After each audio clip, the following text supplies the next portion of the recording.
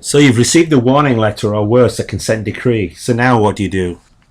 The first thing is to get a clear understanding of the message that the FDA is trying to send to your company. It's not just about the words, it's more about what the intent of the observations listed is trying to convey. More often than not, the observations are illustrative of wider compliance concerns. So you need to look past just answering and addressing observational deficiencies. This is a trap that many fall into, and it's often a huge mistake. It's important that you look at this in terms of total quality management of the manufacturing operations and assess what the relative risks of the individual operations are for product quality and product safety. Patient safety is of paramount importance to regulatory agencies, so process and product quality will be high on their list of agency responsibilities when inspecting manufacturing and testing facilities. In addressing these severe regulatory compliance situations, it's important to clearly understand the intent of the regulatory agency and to focus the scope of any remediation response to rectify those deficiencies to produce a sustainable compliance condition. Having a plan and appropriate methodology are required to do this effectively and efficiently, together with an experienced management team to execute the process. So how do we structure things? One of the first things to do is to assess all the areas involved to see whether they can meet the appropriate standards. We do this by developing a gap analysis profile for the situation and supplement this with a SWOT analysis to fully understand the scope of what's involved. This will act as a current state profile for the remediation situation. We also set up a core team to develop key quality attributes and apply these against the gaps for individual quality system deficiencies. By ranking these as critical, major and minor, we can develop the working project timeline for the remediation activities and extend appropriate resources to execute each task. Each task will be identified by the resource being used to complete it. This new work plan will provide a snapshot of what a future remediated state will look like. It's important to challenge that prior to the commencement of the plan. Using a SIPOC analysis is often a helpful tool for this process. Once completed, the work plan will itemize each task, issue, by quality system element with a timetable for completion and the resources needed to close out and neutralize the situation. Upon completion, each task will have a closeout checklist which quality assurance can refer to during follow-up maintenance audits. Look at the master work plan approach. In order to develop a sustainable methodology that will ensure the appropriate outcome from the cGMP master work plan, it is important to crystallize key principles that will assure consistent and reliable implementation throughout the whole remediation exercise. This will involve the establishment of lead teams of company personnel and third-party consultants to take responsibility for the identification, resolution definition, and subsequent execution of each individual remediation task assigned to a particular quality system element. In consultation with company senior management, the expert consultants will create the cGMP master work plan to provide direction to ensure that comprehensive and consistent rollout of the overall remediation strategy occurs.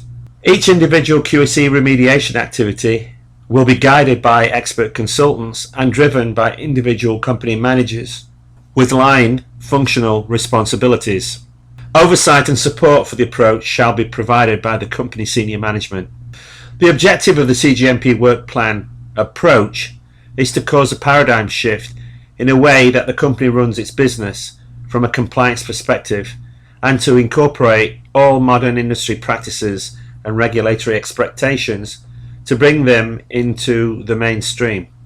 In gathering the raw data to build the individual QC remediation activities, the expert consultants monitor the company employees in relation to the skills required to identify system deficiencies.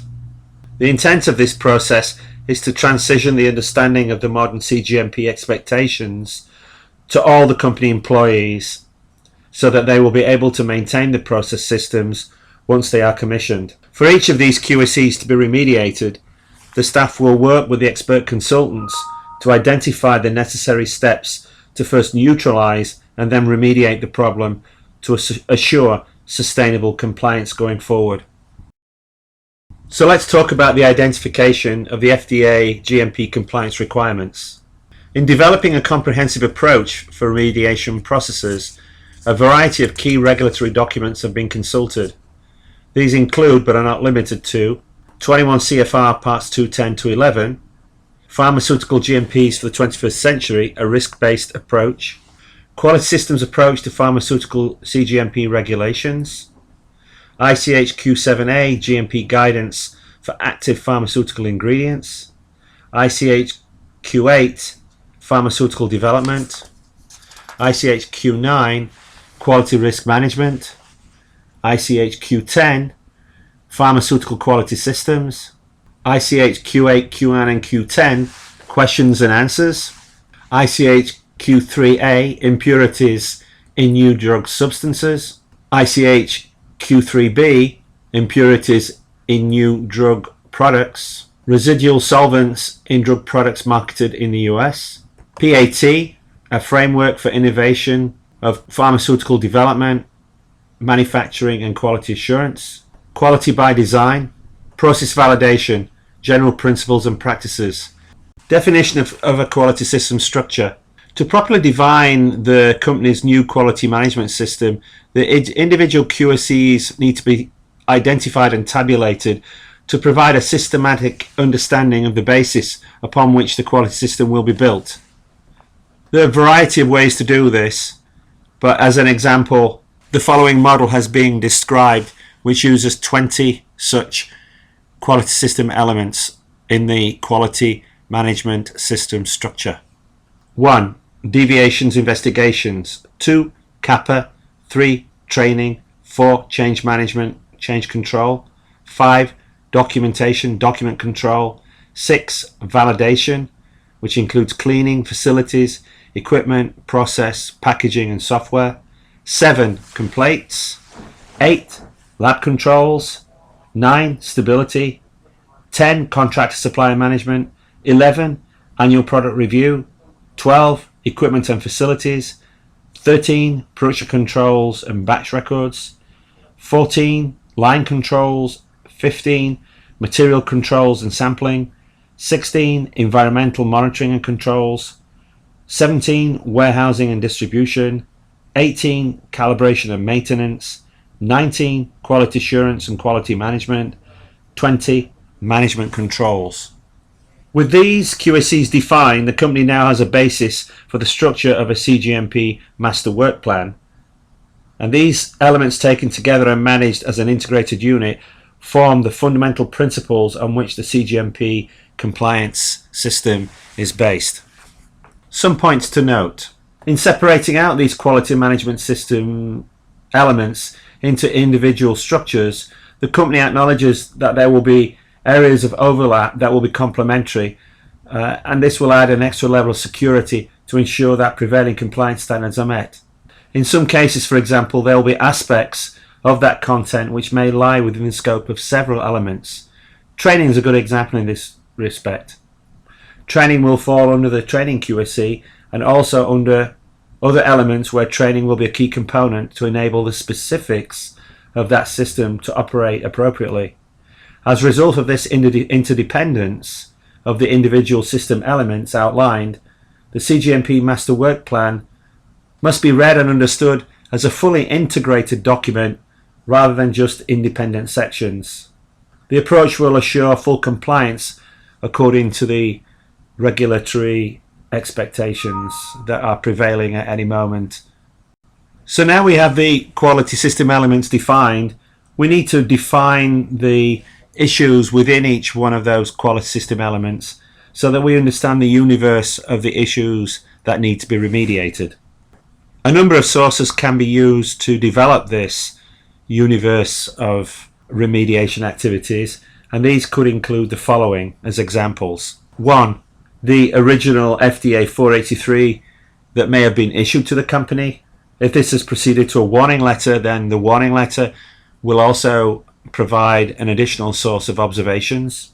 An untitled letter that may have been received by the company from the agency would also be an additional source of useful information. If the company has had audits done by external consulting bodies to provide scope for compliance initiatives, this may also be a source of useful information. Additional information may be supplied from internal audit programs. Finally, this will be supplemented by a comprehensive audit and gap analysis that will be performed by the independent consulting body as part of the overall remediation work plan activities associated with the warning letter or consent decree. All of these sources provide substantial information about the compliance status of the factory or plant, and they provide a snapshot of the current state of the facilities, which will be used as a starting point for the transition to the remediated future state compliance condition. So with this information collected, let's talk about the evaluation of each quality system element and how the process should move forward. Using the guidance of a leading consulting firm for the remediation of the quality management system, the company will develop a process for the evaluation of each quality system element described. The evaluation will be performed by the staff and consultants in cross-functional teams, and the outputs will be detailed in a remediation report, which will provide the basis for individual remediation activities and tasks that will be needed to perform for each QSE. In an attempt to streamline these activities, there will be, or they should be, prioritized observations, and will use a critical major minor categorization, with the most serious situations being addressed first. A flowchart which illustrates this is given below. So let's analyze the significant steps involved in the remediation. Each QSE will be analyzed according to a series of 7 attributes determined to be important for the establishment of a modern quality system management system. These attributes include process effects, the infrastructure, procedures, the role of quality assurance, what the organization will look like, how things are being documented, and the metrics being used. Let's go through this numerically by function. So for the process, there must be a defined series of actions and inputs, outputs, responsibilities, and decisions required to obtain the objective. There must be adequate infrastructure in terms of physical requirements for space, buildings, utilities, hardware, software, and other necessary fixtures and fittings to be able to execute the program.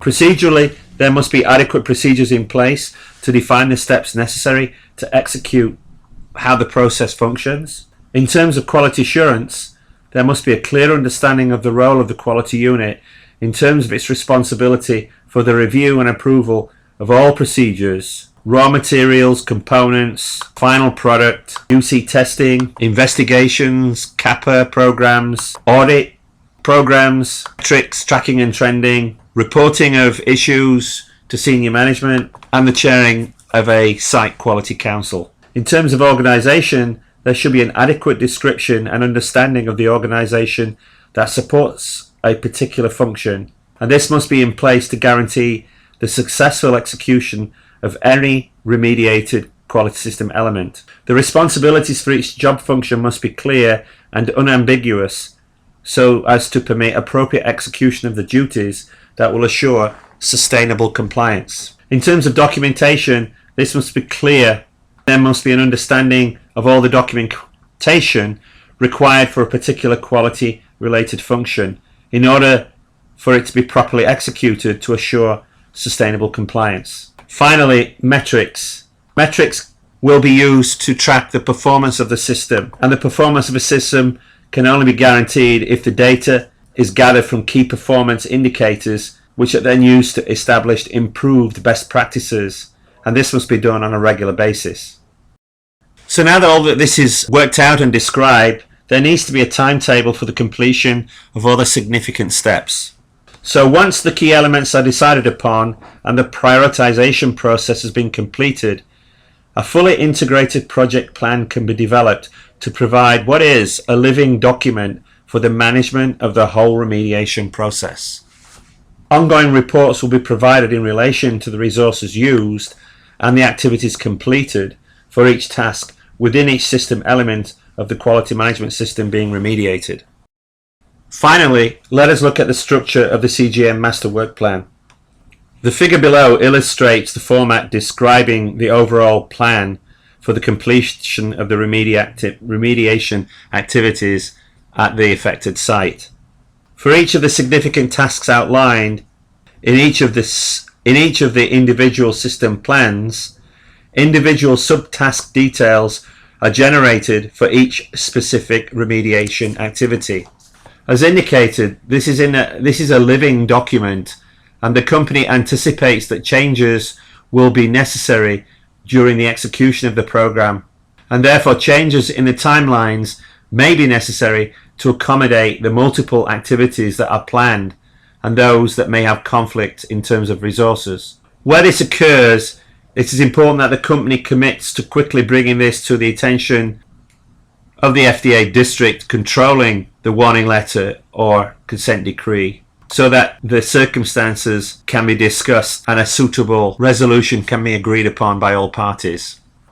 This resolution ideally should have no long-term effect on the company's commitments to fully remediate the site operations to meet a condition of sustainable compliance.